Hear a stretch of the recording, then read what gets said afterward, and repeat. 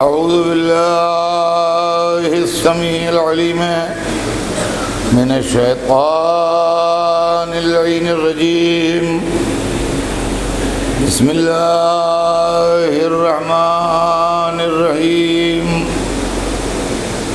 الحمد لله رب العالمين، والصلاة والسلام على سيدنا وشفيعنا بالقاسم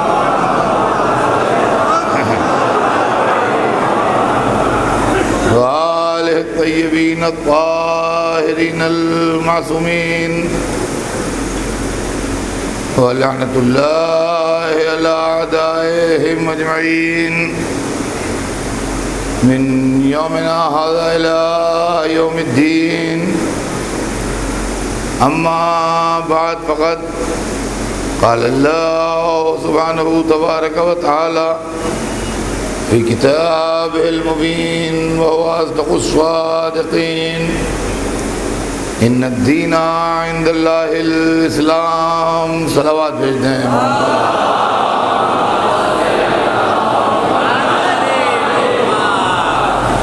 خداوند عالم قرآن مجید میں ارشاد فرما رہا ہے کہ یقیناً دین اللہ کے نزدیک اسلام ہے. ہمارے آپ کے درمیان دین اور اسلام کی بات چل رہی ہے، اور کل میں نے آپ کے سامنے اسلام اور غلامی دو پر کچھ عرض کیا تھا کہ اسلام انسان کو فکری غلامی سے نجات دلانا چاہتا ہے تاکہ اس کا ذہن آزاد ہو. اور اگر آپ کو وہ منظر دیکھنا ہے تو آپ رسول کا طرز عمل دیکھیں، مولا علی کا طرز عمل دیکھیں، معصوم عالم کا طرز عمل دیکھیں کنیزوں کے ساتھ، اور ائمہ اطہار کا طرز عمل دیکھیں، تو آپ کو اسلام کی صحیح تصویر سامنے آئے گی. اگر ملوکیت و شہنشاہیت نے اسلام کو ہائی جیک نہ کر لیا ہوتا تو 100 برس کے اندر غلامی ختم ہو گئی ہوتی. آج کے لیے میں نے آپ سے وعدہ کیا تھا کہ میں عورتوں کے تعلق سے عرض کروں گا، اس لیے کہ اسلام پر ویسٹرن میڈیا کا ایک زبردست الزام ہے. مغربی میڈیا مسلمانوں پر زبردست الزام لگاتا ہے کہ مسلمانوں نے تو عورتوں کو قیدی بنا کے رکھا ہے، پنجرے کی چڑیا بنا کے رکھا ہے، ان کے حقوق غصب کر کے رکھے ہیں، ان کو بالکل ذلیل و خوار کر کے رکھا ہے، اور ان کے حقوق ان کو نہیں دیتے، ان کے ساتھ زیادتی کرتے ہیں. یہ بڑا زبردست پروپیگنڈا ہے ساری دنیا میں کہ مسلمان عورتوں کے ساتھ بڑا برا سلوک کرتے ہیں. اصل معاملہ یہ ہے کہ مغربی میڈیا نے شہنشاہوں کی محلوں کی عورتوں کو دیکھا یا قبائلی رسم و رواج میں جکڑی ہوئی عورتوں کو دیکھا، ان کو اسلامی عورتوں کو دیکھنے کا موقع ہی نہ ملا. مغرب کا اپنا ایک اصول ہے، وہ اپنے حساب سے ایک فارمولہ بناتے ہیں اور اس کے بعد معیار تہذیب اسی کو مان لیتے ہیں، اور جو ان کے خلاف جاتا ہے اس کو غیر مہذب کہہ دیتے ہیں.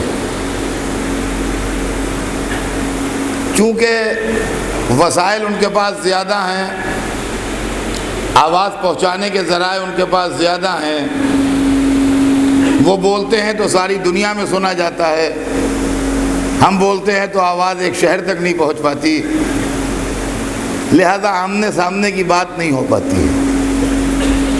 آمنے سامنے کی بات اس وقت ممکن ہے جب ہماری آواز کا پھیلاؤ بھی اتنا ہو جتنا ان کی آواز کا پھیلاؤ ہے، تب بات مزے کی ہے، اور تبھی صحیح معنوں میں کوئی گفتگو ہو سکتی ہے۔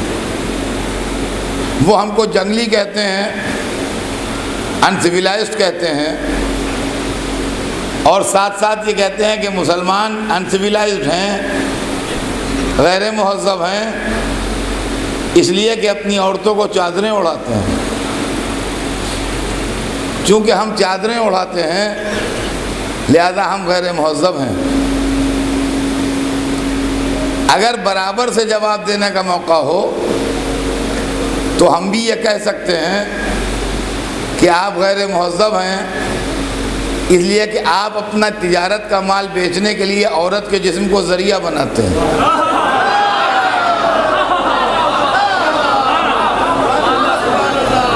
ہم چادر اڑا کے عورت کی توہین نہیں کرتے ہیں،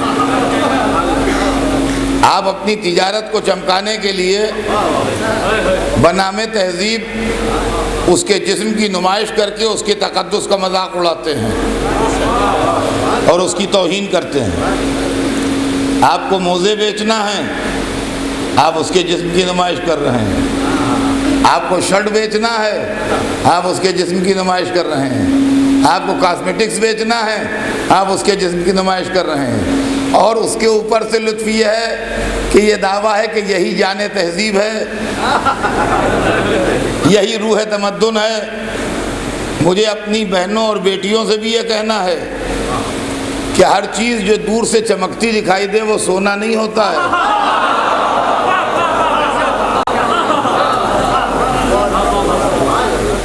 ہمارے پاس اپنی تہذیب ہے، اپنا کلچر ہے، اپنا مذہب ہے، اپنے نظریات ہیں، اور وہ ٹھوس اخلاقی، علمی اور مذہبی بنیادوں پر قائم ہیں۔ آپ ان کے ساتھ قدم ملا کے چل نہ پائیں گے۔ اس کی وجہ یہ ہے کہ بات خالی چادر اتار دینے کی نہیں ہے۔ اگر بات اس پر بس ہو جائے تو چلو بات سوچیں، مگر بات چادر اتار دینے پر بس نہیں ہوتی۔ انہوں نے اپنے ساحلوں پر بنام تہذیب اس کے جسم کا ایک ایک تار اتار لیا۔ آپ کہاں تک اس کے ساتھ چلیے گا قدم ملا کے؟ اور عزیزان گرامی، فیصلہ کون کرے کہ جنگلی کون ہے؟ ہم جنگلی ہیں کہ اپنی عورتوں کو چادر اڑاتے ہیں، یا وہ جنگلی ہیں جو اپنی عورتوں کو ننگا گھماتے ہیں؟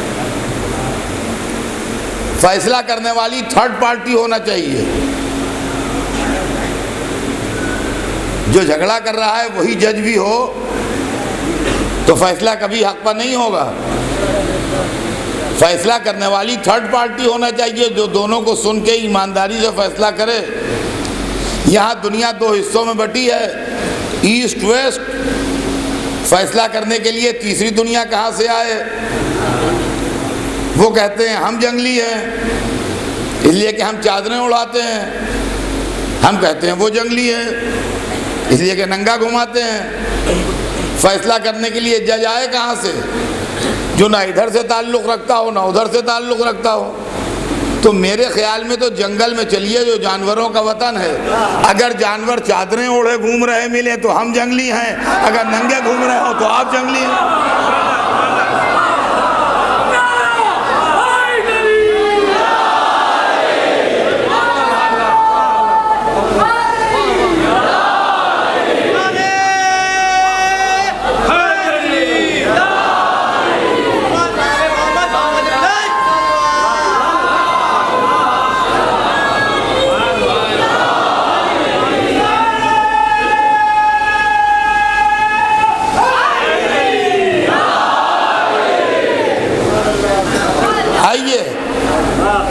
میں اپنے بچوں اور نوجوانوں کو قرآن پاک کی ایک آیت سناتا ہوں، اور اس کے بعد ذرا دیر بعد پھر ریپیٹ کروں گا اسی کو۔ ابھی سناؤں گا اور 2-3 منٹ کے بعد پھر سناؤں گا وہی۔ ارشاد ہو رہا ہے کہ من عمل صالحا من ذکر او انثی وهو مؤمن فلنحیینہ حیاۃ طیبۃ ولنجزینہم اجرہم بأحسن ما كانوا یعملون۔ یہ قرآن پاک سورہ نحل کی آیت ہے۔ ارشاد ہو رہا ہے کہ تم میں جو بھی نیک عمل کرے، چاہے وہ نیک عمل کرنے والا مردوں میں ہو یا عورتوں میں، شرط یہ ہے کہ صاحب ایمان ہو، تو اللہ دنیا میں اس کو ایک پاک و پاکیزہ زندگی دیتا ہے اور آخرت میں جیسا عمل کیا ہے اس سے بہتر بدلہ دیتا ہے۔ آج جب ہم یہ آیت سنتے ہیں تو ہم کو قطعاً یہ احساس نہیں ہوتا کہ کوئی انقلابی آواز ہے، یا سن کے ہم اچھل پڑیں، یا ہمیں تعجب ہو، یا ہم حیرت میں پڑ جائیں کہ یہ آواز ہم نے آج سے پہلے کبھی نہیں سنی۔ ایسی کوئی فیلنگ نہیں ہوتی۔ اور میں نے ابھی آپ کے سامنے جو آیت اور پڑھ کے ترجمہ کیا تو یہاں مجمع کے اوپر بھی کوئی ری ایکشن خاص نہیں ہوا، ابھی آپ نے دیکھا۔ لیکن آپ کو میں وہ تصویر دکھا دوں کہ آج سے 1400 برس پہلے جس علاقے میں اسلام آیا تھا، یعنی مکہ مدینہ اور مکہ مدینہ کے آس پاس کا علاقہ، جہاں توحید کا نور چمکا، جہاں اسلام کی کرن پھوٹی، جہاں قرآن پاک نازل ہوا، اور جو سرور کائنات کی تبلیغات کا خاص علاقہ تھا، وہاں اسلام سے پہلے 3 پڑوسی اور رہتے تھے۔ جیسے کسی بستی میں 3 گھر ہوں اور وہاں چوتھا آدمی بھی ایک گھر لے لے، تو اس علاقے میں مکہ مدینے اور اس کے آس پاس کے علاقے میں 3 طرح کے لوگ آباد تھے۔ ایک میجارٹی تھی اور 2 مائنورٹیز تھیں۔ اکثریت ان لوگوں کی تھی جو بت پرست تھے، بت پرست قومیں آباد تھیں جو مشرکین کے نام سے یاد کیے گئے۔ یہ میجارٹی تھی اور زیادہ تر لوگ اسی خیال کے تھے جو اس علاقے میں رہتے تھے۔ 2 ریلیجس مائنورٹیز تھیں، مذہبی اقلیتیں تھیں۔ ایک یہودی جو کہتے تھے ہم آسمانی دین کو مانتے ہیں، ہم بت پرست نہیں ہیں، اور دوسرے عیسائی جو کہتے تھے ہم بھی آسمانی دین کو مانتے ہیں، پیغمبروں کے ماننے والے ہیں، ہم بت پرست نہیں ہیں۔ یہ الگ بات ہے کہ دونوں حضرات نے، ایک نے عزیر کو خدا کا بیٹا کہہ کے اور ایک نے حضرت عیسیٰ کو خدا کا بیٹا کہہ کے اپنی توحید میں گڑبڑ کی تھی، مگر بہرحال وہ بت پرستی کے منکر تھے۔ یہ 3 پڑوسی جو اسلام کے پہلے سے آباد تھے، ان کے پاس عورتوں کے لیے کیا تصور تھا؟ بت پرست قومیں کہتی تھیں کہ لڑکی کا پیدا ہونا بڑی ذلت ہے اور بڑی رسوائی ہے، اور یہ دھبا اسی صورت میں دھویا جا سکتا ہے جب پیدا ہوتے ہی اس کو زندہ دفن کر دیا جائے۔ یہ اس علاقے کے بت پرستوں کا خیال تھا۔ یہودی لوگ ایسی بات تو نہیں سوچتے تھے، مگر ان کے مذہب میں سب سے بڑا مذہبی جرم یہ تھا کہ وہ تورات مقدس جو حضرت موسیٰ پر نازل ہوئی، اگر کوئی بدبخت اس کو جلا دے تو اس سے بڑا مذہبی مجرم نہیں ہے، جو تورات مقدس کو نظر آتش کر دے، جلا دے۔ لیکن ساتھ ہی ساتھ علماء کا یہ بھی خیال تھا کہ اگر بات یہ آ پڑے کہ تورات عورت کو پڑھائی جائے یا جلائی جائے، آئدر آر، یا یہ، اب 2 میں سے ایک کا کام آپ کو سلیکٹ کرنا ہے، یا عورتوں کو پڑھائیے تورات اور یہ جلا دیجیے۔ تو کہتے تھے ایسی صورت میں تورات کا جلا دینا ثواب ہے، ثواب ہے۔ اس زمانے میں اس علاقے میں جو عیسائی تھے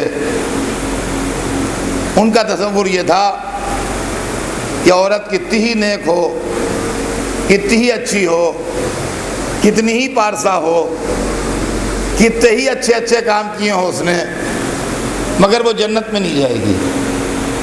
جنت کے دروازے اس پر بند ہیں۔ کیوں بند ہیں؟ اس لیے کہ جنت سے آدم کو نکلوانے والی ایک عورت ہے، لہذا پلٹ کے عورت کا واپسی جنت میں ناممکن ہے۔ اب میں آپ کو ایک منظر دکھانا چاہتا ہوں، تصور کی آنکھوں سے دیکھیے کہ کرسیاں لگی ہیں، عدالت سجی ہے، جج بیٹھے ہیں اور عورت پکڑ کے ملزمہ کی حیثیت سے لائی جا رہی ہے۔ ایک نے کہا اس کو زندہ رہنے کا حق نہیں ہے، پیدا ہوتے ہی دفن کر دو۔ دوسرے نے کہا آسمانی کتاب کو جلا دو مگر اس کی آواز اس کے کان میں نہ جائے۔ تیسرے نے کہا یہ نیک ہو، اس سے ہمیں مطلب نہیں ہے، جنت میں نہیں جائے گی، اس کے لیے جنت کے دروازے بند ہیں۔ اب چوتھی آواز یہ ہے تم میں جو بھی نیک عمل کرے، چاہے مرد ہو چاہے عورت، اگر صاحب ایمان ہے تو ہم پاک و پاکیزہ زندگی بھی دیں گے اور آخرت میں بہتر بدلہ بھی دیں گے۔ ہے انقلابی آواز، ہے انقلابی آواز۔ عزیزان گرامی، اسلام نے عورتوں کو جو مرتبہ دیا، اسلام نے عورت کو جو عزت دی اور اسلام نے عورت کو جو حیثیت دی، وہ اپنی مثال آپ ہے۔ عورت کی زندگی میں اسلامی نقطہ نظر سے 3 رخ ہیں۔ وہ جس گھر میں بھی آتی ہے، چاہے عالم کا گھر ہو چاہے جاہل کا گھر ہو، چاہے بادشاہ کا گھر ہو چاہے فقیر کا گھر ہو، بیٹی بن کے آتی ہے۔ یہ گھر میں بیٹی بن کے داخل ہوتی ہے، جس گھر میں بھی آتی ہے بیٹی بن کے آتی ہے۔ اور جیسے ہی کسی گھر میں آئی بیٹی بن کے، تو کوئی کیا سوچتا ہے، کوئی کیا کہتا ہے، یہ اس کا اپنا خیال ہے، لیکن اسلام کا رسول یہ کہتا ہے کہ البنات رحمہ، لڑکیاں رحمت ہیں، یعنی جس گھر میں لڑکی آئی رحمت آئی۔ دیکھیے، آپ کو مذہب کو سماج سے الگ کرنا پڑے گا میرے دوستو۔ مذہب سماج کا قیدی ہے، نام مذہب کا ہے، ڈومینیشن سماج کا ہے، نام مذہب کا ہے، کنٹرول سوسائٹی کے ہاتھ میں ہے۔ اللہ نے ہمیں بیٹی دی تو اللہ کے رسول نے کہا تمہارے گھر میں رحمت آئی ہے۔ ہمارے سماج نے رحمت کی رے پر ایک نقطہ لگا دیا۔ اردو الفابیٹ میں اگر رے پر نقطہ لگا دیجئے تو زے بن جاتا ہے، رحمت زحمت پڑھی جاتی ہے۔ سمجھے آپ؟ اب جب بیٹی بن کے آئی تو رحمت بن کے آئی۔ تھوڑے دنوں اس گھر میں رہی اور تھوڑے دنوں اس گھر میں رہ کے اس گھر سے نکل کے دوسرے گھر میں گئی، اور دوسرے گھر کی دہلیز جو لانگھی تو زوجہ بن کے، جب دوسرے گھر میں داخل ہوئی تو زوجہ کی حیثیت سے، بیوی کی حیثیت سے داخل ہوئی، اور جب بیوی کی حیثیت سے داخل ہوئی تو مذہب نے کہا کہ ہم تمہیں خدمتگار نہیں دے رہے ہیں، ہم تمہیں لائف پارٹنر دے رہے ہیں، زندگی میں برابر کا شریک دے رہے ہیں۔ دیکھو، اس کا احترام کرنا، اس کا خیال کرنا، اس کی عزت کرنا، اس کو تکلیف نہ پہنچانا۔ میں ایک چھوٹی سی مثال دیتا ہوں، بچوں کو دلچسپی بھی ہوتی ہے اور یاد بھی رہ جاتی ہیں مثالیں، تو اچھا رہتا ہے مثالوں کا دینا۔ حالانکہ ہمارے لیے مشکل پڑتی ہے جو یاد رہ جاتی ہیں مثالوں، مجلس کہیں اور پڑھ کے گئے، آپ وہاں پڑھ چکے تھے آپ۔ دیکھیے، آپ میں سے جو تھوڑا دیہات وہات کی زندگی سے واقف ہوں تو آپ کو معلوم ہوگا کہ گیہوں جس کھیت میں بویا جاتا ہے اسی کھیت سے کاٹ کے کسان لے جاتا ہے، لیکن دھان جس کھیت میں بویا جاتا ہے اس کھیت میں مکمل نہیں ہوتا۔ جب اتنے پودے ہو جاتے ہیں اس کے تو کسان اس کو نکال کے دوسرے کھیت میں بوتا ہے اور وہاں جا کے وہ مکمل ہوتا ہے۔ مرد گیہوں کا پودا ہے، جس گھر میں پیدا ہوتا ہے اس گھر میں مکمل ہوتا ہے۔ عورت دھان کا پودا ہے، جس گھر میں پیدا ہوتی ہے اس گھر میں مکمل ہوتی ہے۔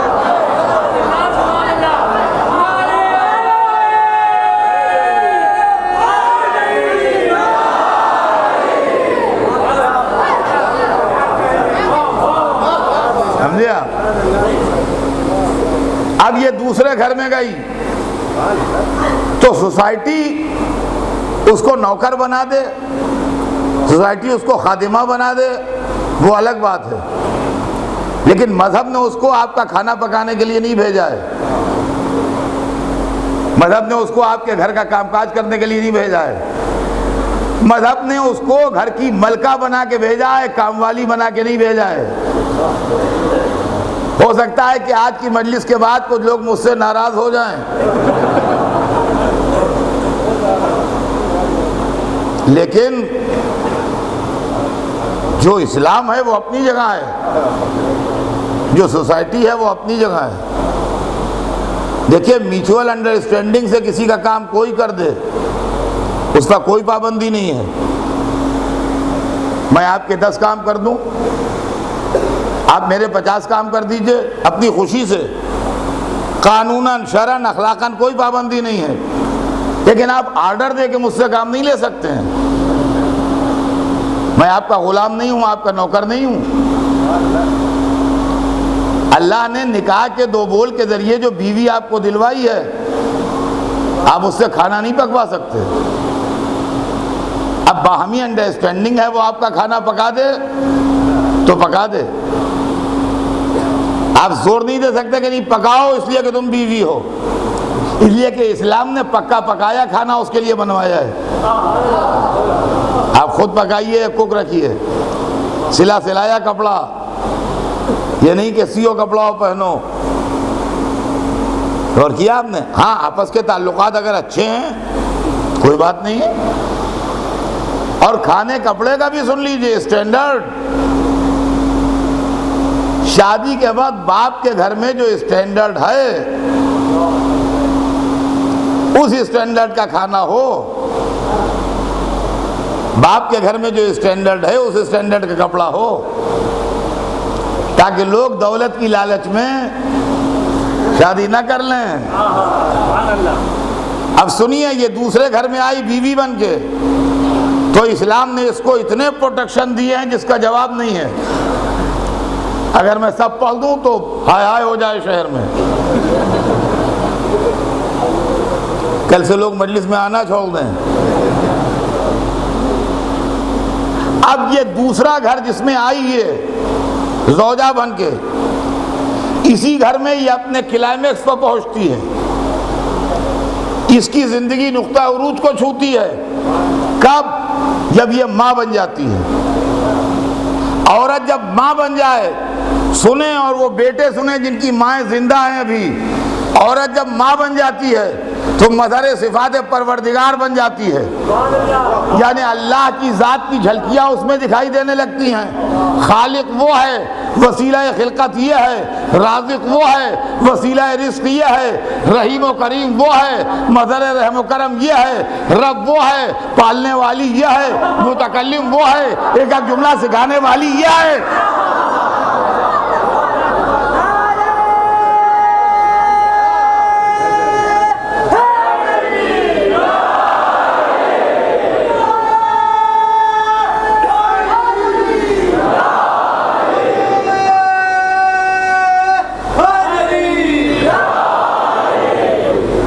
اب سمجھے آپ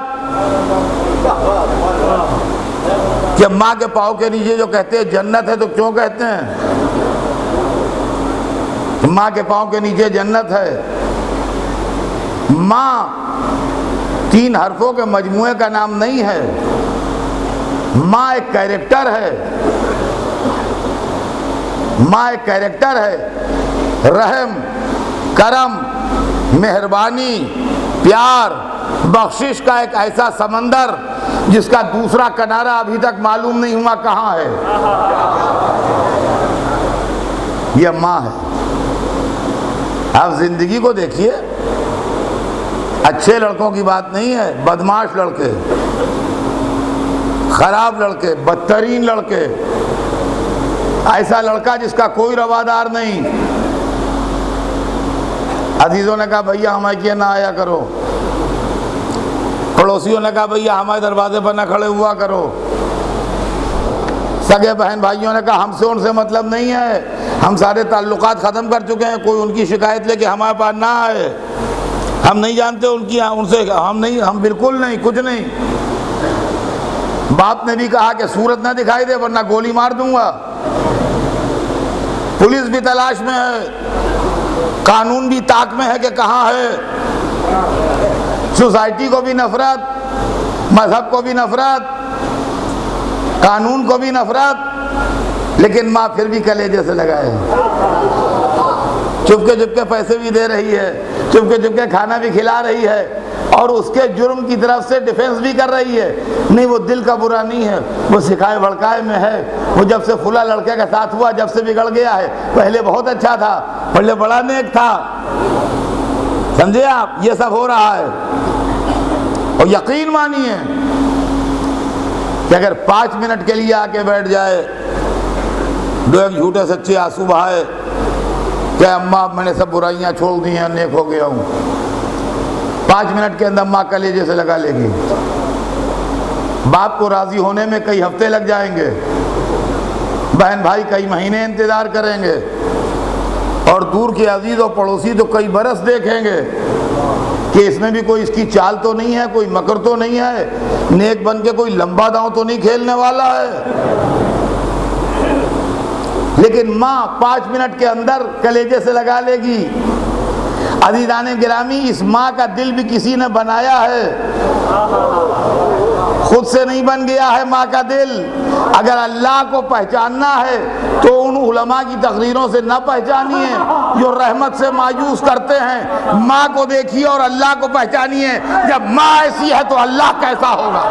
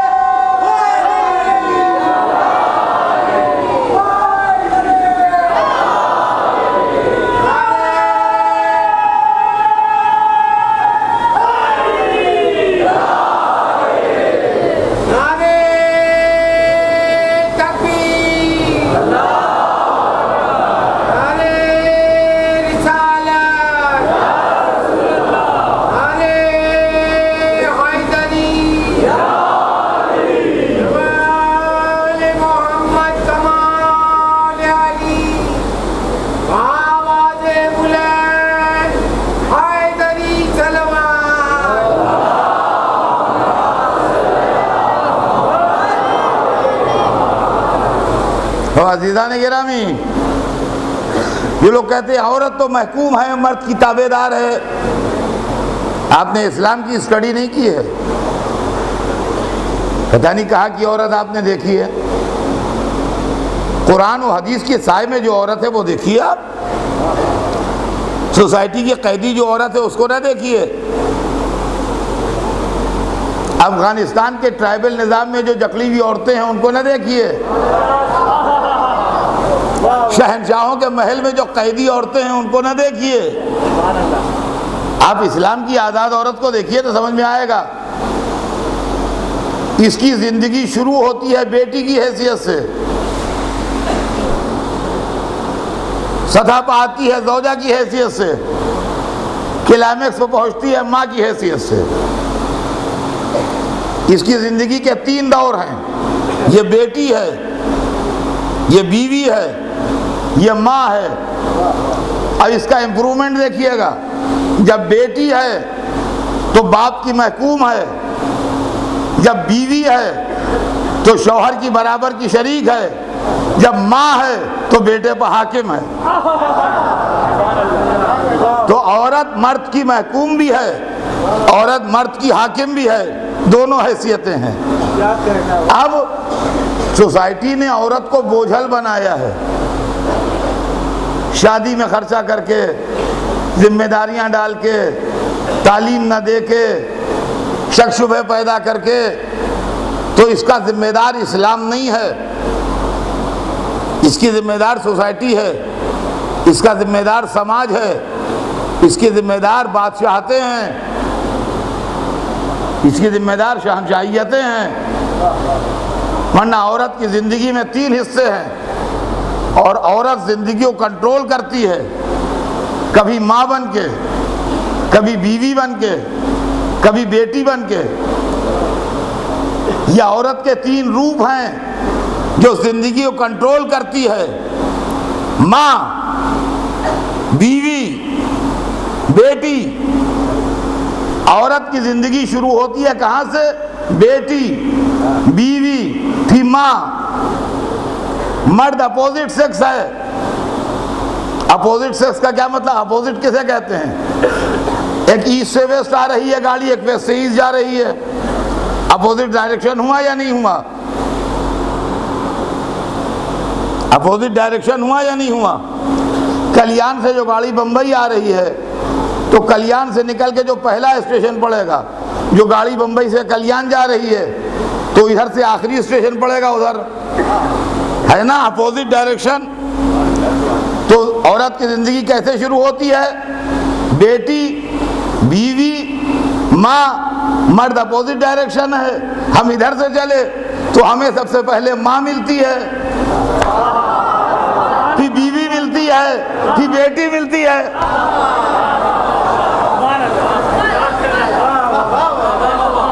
کسی کو پیدا ہو کے بیٹی کی شکل نہیں دکھائی دیتی. پیدا ہو کے جس عورت کو ہم نے دیکھا وہ ماں تھی، اس کے بعد دوسری عورت دیکھی تو بیوی تھی، اس کے بعد تیسری عورت ملی جو بیٹی تھی. ادھر سے ہمارا سفر ہے. تو عورت زندگی کو کنٹرول کرتی ہے، کبھی ماں بن کے، کبھی زوجہ بن کے، کبھی بیٹی بن کے. پوری کائنات کے لیے اللہ نے رسول کی بیٹی کو نمونہ بنایا تھا، جناب فاطمہ زہرا.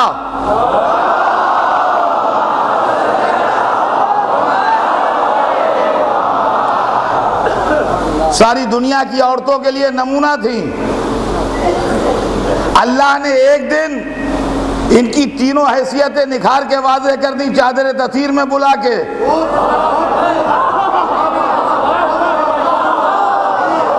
چادر تطہیر میں بلا کے تینوں حیثیتیں واضح کر دی. ہم فاطمہ تو و ابوہا و بالوہا و بنوہا. وہ فاطمہ ہیں، ان کا باپ، ان کا شوہر، ان کے بیٹے. یعنی جب چادر تطہیر میں سیدہ آئیں تو بیٹی کی حیثیت سے بھی تھی، زوجہ کی حیثیت سے بھی تھی، ماں کی حیثیت سے بھی تھی.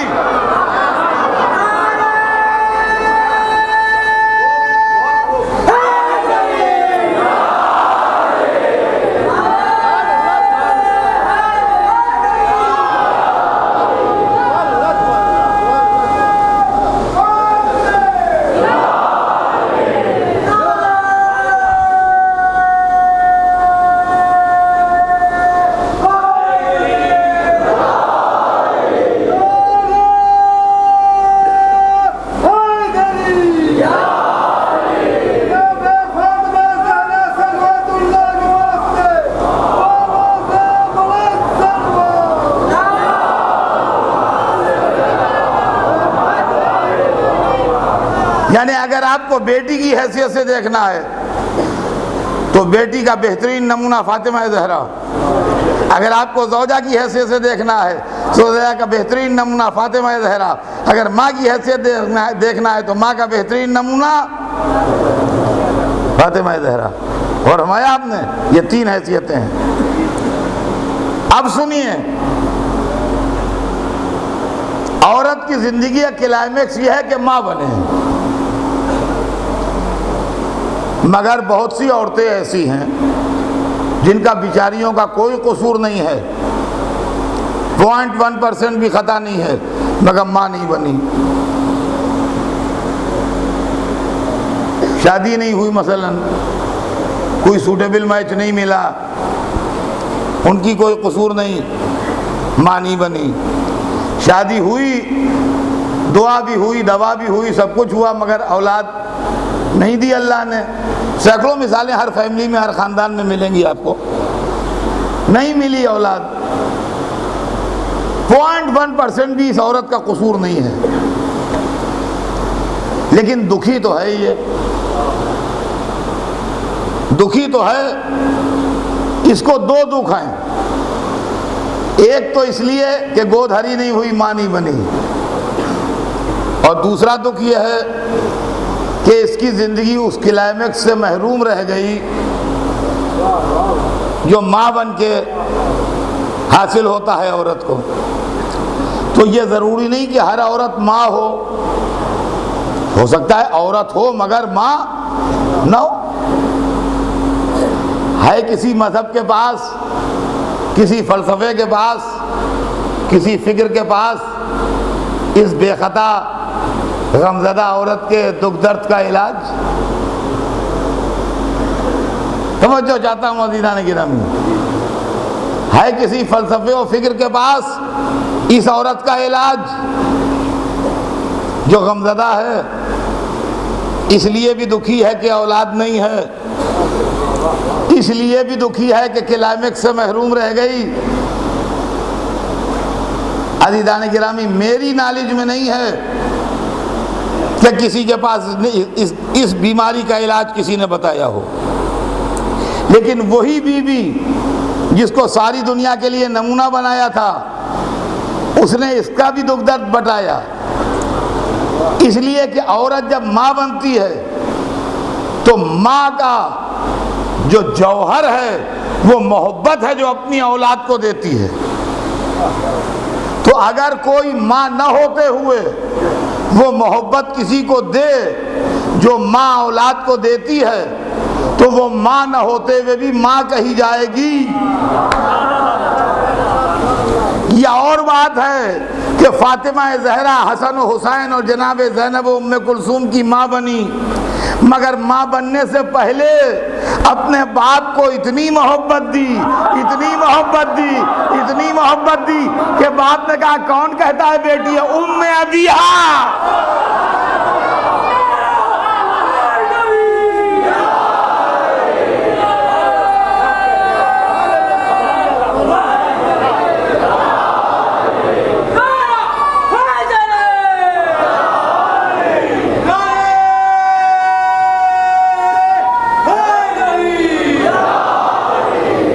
یہ تو اپنے باپ کی ماں ہے،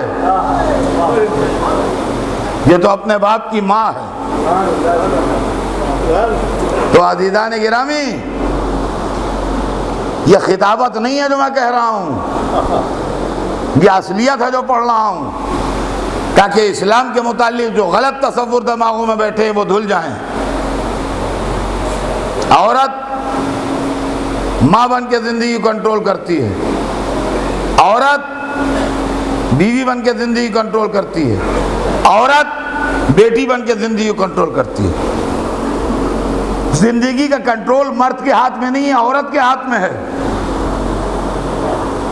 اگر زندگی کار ہے تو ڈرائیور عورت ہے،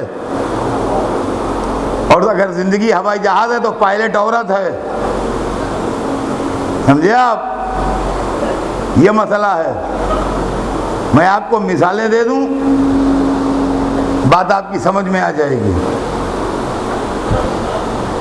ہم پیدا ہوئے تو ایک عورت نے ہم کو جنم دیا، مدتوں وہی عورت نہلاتی رہی، منہ دھلاتی رہی، کھانا کھلاتی رہی، کپڑے بدلواتی رہی. ہم بڑے ہوتے رہے، خدمتیں اس کی جاری رہیں، منہ خود سے دھونے لگے مگر نہلاتی بہت دنوں وہی رہی، کپڑے خود سے پہنتے رہے مگر سیتی وہی رہی، کھانا اپنے ہاتھ سے کھانے لگے مگر پکاتی وہی رہی. ہمارے مزاج پر، ہمارے دماغ پر، ہماری زبان پر، ہماری تہذیب پر اس عورت کی چھاپ. جب مردم شماری ہوتی ہے تو بڑا ادھم ہوتا ہے، اپنی مادری زبان اردو لکھوائیے گا. ہمارے یہاں یو پی میں اس کا بڑا زور ہے، مادری زبان اردو لکھوائیے گا. تو ہم لگا جی بہتر لکھوائیں گے. یہ بتائیے پدری زبان کیا لکھوائیں؟ کہیں گے نہیں پدری زبان کا کوئی کھانا نہیں ہوتا. وہ نہیں معلوم ہے، ہر آدمی کے منہ میں وہ زبان ہے جو اس کی ماں بولتی ہے. اب جناب 20 برس، 25 برس، 26 برس، 28 برس، 30 برس اس عورت نے خدمت کی، خوب خدمت کی. اس اب صاحب یہ تھک گئی، کہاں تک خدمت کرے؟ اب اس میں دم نہیں ہے، اب اب اس کی آنکھوں میں وہ روشنی نہیں ہے کہ جلدی سے ہماری شیروانی کا بٹن ٹاک دے. اب اس کے پاس اتنی طاقت نہیں ہے کہ سویرے ہم کو 4 بجے ناشتہ تیار کر کے دے دے، 5 بجے ہماری ٹرین ہے. اب جناب یہ ادھر گئی ادھر گئی، شادی میں گئی، بیاہ میں گئی، محرم میں گئی، میلاد میں گئی، غمی میں گئی، دیکھ بھال کے ایک عورت کہیں سے اور پکڑ لی. اب اس پرانی عورت نے ہماری زندگی کا چارج نئی عورت کو دے دیا. سمجھیے لمبی مسافت کی ٹرین کا ڈرائیور بدل گیا. بامبے سے کلکتے جا رہی ہے ٹرین، ناگپور میں ڈرائیور بدل گیا. اب دوسری عورت آ گئی. اب یہ پہلی والی ریٹائر ہو گئی، اب دوسری عورت لے کے چل رہی ہے. اب اگر یہ خیال کرنے والی ہے، ملنسار ہے، تو دور دور کے عزیزوں سے، رشتہ داروں سے، دوستوں سے تعلقات ٹھیک ہو جائیں گے. اور اگر نٹکھٹ ہے، ملنا جلنا پسند نہیں کرتی ہے، تو پڑوس میں سگے بھائی بہن رہیں گے، مہینوں جانے کا موقع نہیں ملے گا. اور جب ملاقات ہوگی، وہ جی کیا بتائیں، وہ کیا بتائیں، موقع نہیں ملتا، وہ کیا بتائیں، وہ کیا بتائیں کیے جائیے گا، بتا کچھ نہ پائیے گا. سمجھے آپ؟ تو یہ ہے معاملہ. اب یہ ایماندار کو بے ایمان بنا دے، بے ایمان کو ایماندار بنا دے، اچھے کو برا کر دے، برے کو اچھا کر دے، جو چاہے کرے. 30-40 برس جو ہنگامہ خیز زندگی تھی، پوری جوانی اس نے ساتھ دیا. اب یہ بھی تھک گئی، اب اس کے بھی ہائی بلڈ پریشر رہنے لگا، اب اس کے بھی سارے جسم میں درد ہوتا ہے. اب یہ آپ کے 10 دوستوں کے لیے گھنٹہ بھر میں کھانا نہیں تیار کر سکتی. اب یہ آپ کی دیکھ ریکھ اس طرح نہیں کر سکتی. ابھی 30 برس سے 35 برس سے 40 برس سے خدمت کر رہی ہے، کتنی خدمت لیجیے گا. اور آپ بھی تو اب 70s میں ہیں، آپ کہاں 25 برس کے ہیں. اب ایک دن کہا کہ بھائی آج ہم کھانا نہیں کھائیں گے. اب وہ لیٹی ہوئی ہے اوڑھے ہوئے چادر، وہ آپ کھائیے نہ کھائیے اسے بحث نہیں ہے، بہت پکا چکی، بہت کھلا چکی. کیا کیوں نہیں کھائیں گے؟ کہ دانت میں بہت درد ہے، آج کھانا نہیں کھا سکتے. اب جناب اسی گھر کے کسی کمرے سے، کسی دالان سے، کسی ورانڈے سے ایک تیسری عورت کی آواز آتی ہے، ابا بھوکے نہ سوئیے، ہم آپ کے لیے بالکل پتلی کھچڑی پکا دیں گے، آپ کھا لیجئے، چمچے سے کھا لیجئے گا، دانت کی ضرورت نہیں پڑے گی. یہ تیسری عورت ہے. اب اگر یہ خیال کرنے والی ہے تو بڑھاپا خیریت سے گزرے گا، ورنہ آخر وقت میں بربادیاں ہیں. اب زندگی میں کوئی چوتھی عورت نہیں آئے گی، مہوریں آ کے لے جائیں گی، چلے جائیں گے. اب زندگی میں کسی چوتھی عورت کی امید نہ کیجیے. تو عورت ماں ہے، عورت بیوی ہے، عورت بیٹی ہے. موضوع آج ناتمام رہ جائے گا، کل بڑھے گا آگے، لیکن جلدی جلدی سن لیجئے اس لیے کہ ٹائم ہم سے تیز جا رہا ہے. دلیلیں آج سنا دوں، باقی کل سناؤں گا. کہ عورت، مگر میری دلیلوں کا زور دیکھیے گا آپ، کتنی مضبوط دلیلیں لایا ہوں آپ کے لیے. عورت ماں بن کے اثر انداز ہوتی ہے. دلیل سنیں گے آپ. دلیل یہ ہے کہ انتہا یہ ہے کہ جس بیٹے کا باپ شیر خدا حیدر کرار علی مرتضیٰ ہو،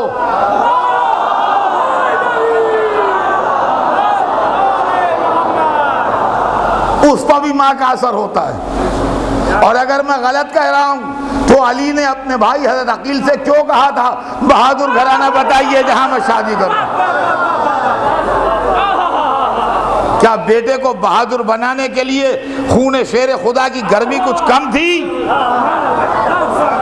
جو شیر مادر کی تاثیر بھی طلب کی گئی. اور مولا علی نے جو فرمایا تھا 34 برس کے بعد اس کی دلیل ہم نے آنکھوں سے دیکھی کہ اگر لاکھوں کے نرغے سے فرات چھیننا باپ کے خون کی تاثیر تھی تو 34 برس کے جوان کا پیاسا نکل آنا ماں کی تربیت کیا کرتا ہے.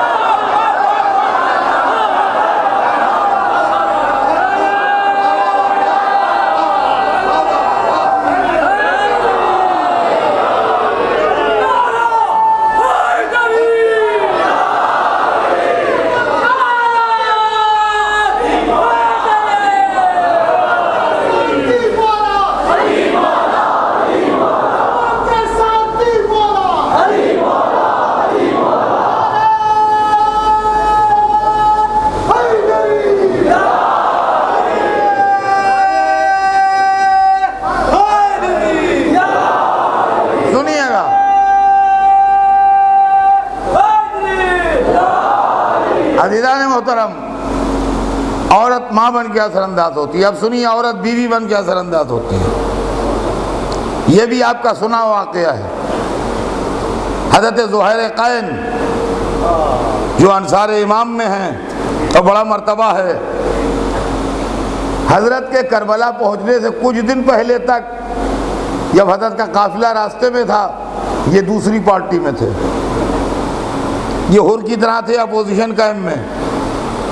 قافلہ ساتھ چل رہا تھا مگر چونکہ اپوزیشن میں تھے لہذا نہ امام کے خیمے کے پاس خیمہ لگاتے تھے نہ امام کے ساتھ نماز پڑھتے تھے. ایک منزل پر کسی کو بھیج کے یا بروایت جناب علی اکبر کو بھیج کے انہیں بلایا تو بیٹھے کھانا کھا رہے تھے جب پیغام آیا ہے. جانے میں ہچکچا رہے تھے. بیوی نے کہا بڑے شرم کی بات ہے، بڑے شرم کی بات ہے کہ جس کی کلمہ پڑھتے ہو جس کا، اس کا نواسہ بلا رہا ہے. جس کی امت میں ہو تو اس کا نواسہ بلا رہا ہے اور تم سوچ رہے ہو جاؤں کہ نہ جاؤں. ارے جاؤ، دیکھو کیا فرماتے ہیں. بیوی کے بھیجے پائے. روایت میں جب حاضر ہوئے تو امام ہاتھ پکڑ کے خیمے کے پیچھے لے گئے. 2 منٹ کچھ بات کی. وہاں سے پلٹے تو معلوم ہوا جیسے امام نے آدمی بدل دیا. اب وہ زہیر ہی نہیں تھے، دوسرے زہیر تھے. اب آپ بتائیے، ظلمت سے نور میں لانے والی، دوزخ سے جنت میں پہنچانے والی، حسینی کو یزیدی کو حسینی بنا دینے والی بیوی ہے. اب اس سے بڑھ کے آپ بیوی کا کیا اثر چاہتے ہیں؟ آئیے تیسری دلیل سنیے. اور اس سے بڑھ کے نہ دلیل ہے نہ اس سے بڑھ کے لوگ ہیں میرے پاس. عورت بیٹی بن کے اثر انداز ہوتی ہے. سرکار دو عالم فرماتے ہیں کہ جب میں غمزدہ امت کا ستایا گھر میں آتا تھا تو فاطمہ کا چہرہ دیکھ کے جوش تبلیغ پیدا ہوتا تھا. میں کہوں گا یا رسول اللہ، بیٹی کے چہرے سے جوش تبلیغ کا کیا رشتہ؟ ممکن ہے جواب میں تجھے کیا خبر؟ فاطمہ کے معصوم چہرے میں چھپی ہوئی نسل امامت زبان حال سے کہتی تھی بابا دین پہنچا دیجئے، بچانا میرا ذمہ ہے.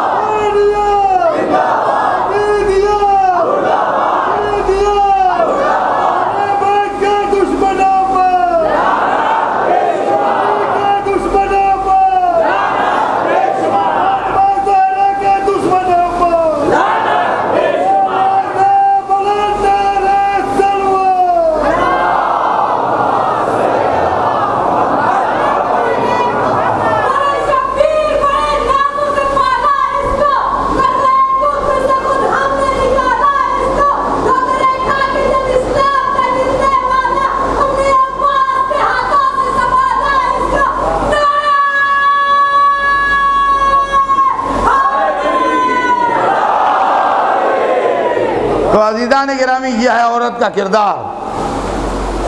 دیکھیں یہ 3 ڈائریکٹ رول ہیں اس کے زندگی میں. وہ بیٹی ہے، وہ بیوی ہے، وہ ماں ہے. ایک رول اور بھی ہے مگر وہ ہیلپر کا ہے، مگر وہ بھی بڑا امپارٹنٹ رول ہے، اور وہ ہے بہن.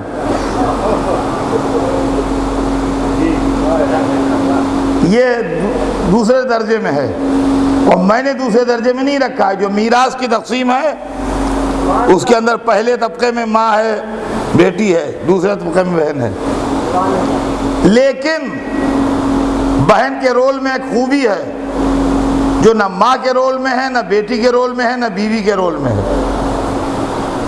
وہ بیان آج تمام ہو رہا ہے، بات سنیے، بات تمام ہو. انسان کی زندگی کے 3 دور ہیں: بچپن، جوانی، بڑھاپا. 3 عورتیں ہیں، ایک ایک دور ایک ایک کے نام ہے. بچپن ماں کے نام، جوانی بیوی کا نام، بڑھاپا بیٹی کے نام.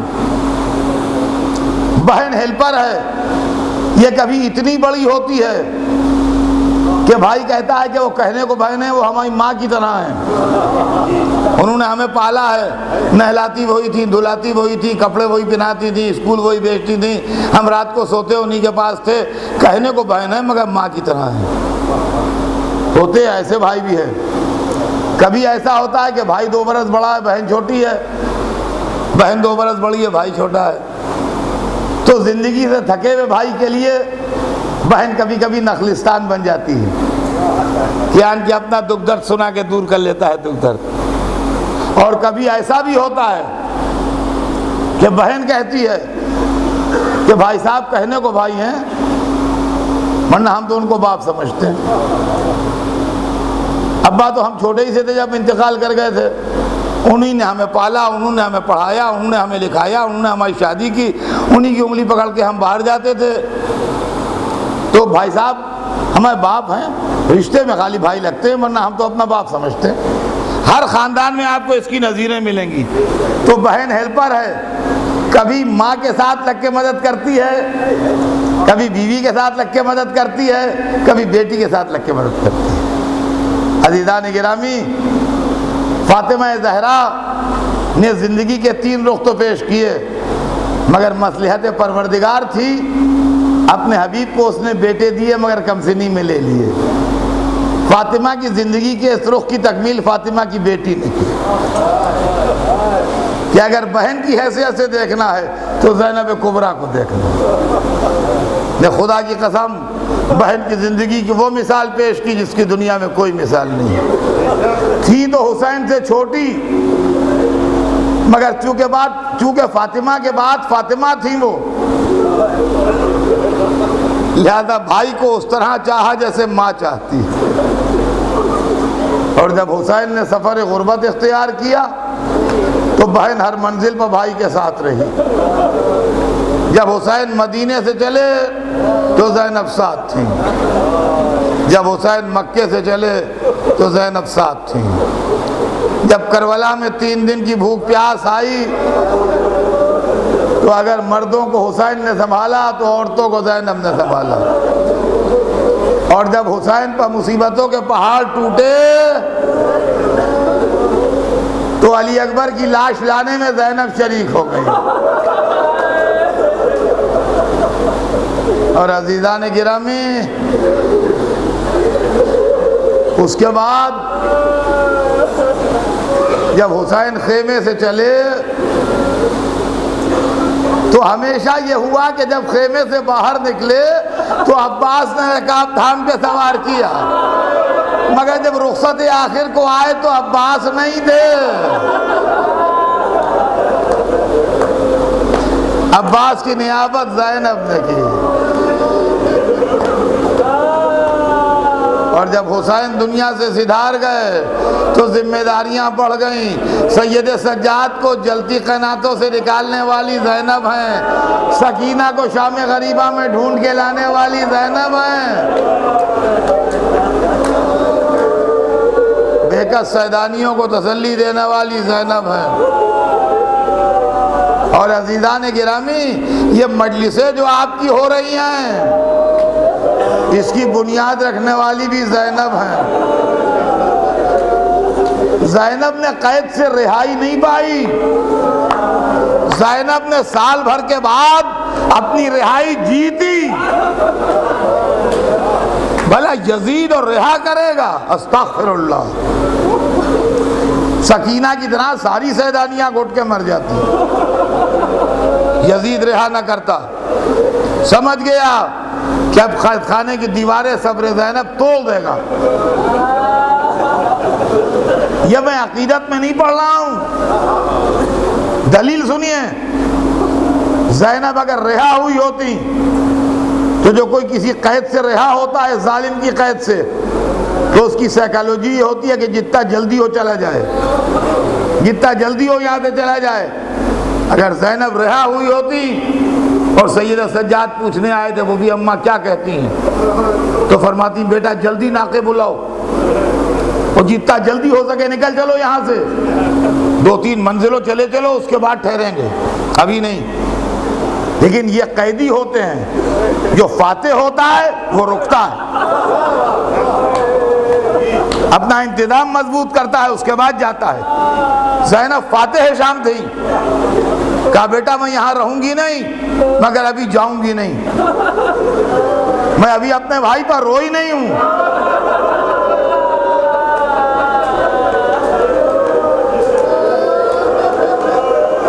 یزید سے کہو ایک گھر خالی کرے، وہاں بیٹھ کے ہم روئیں گے۔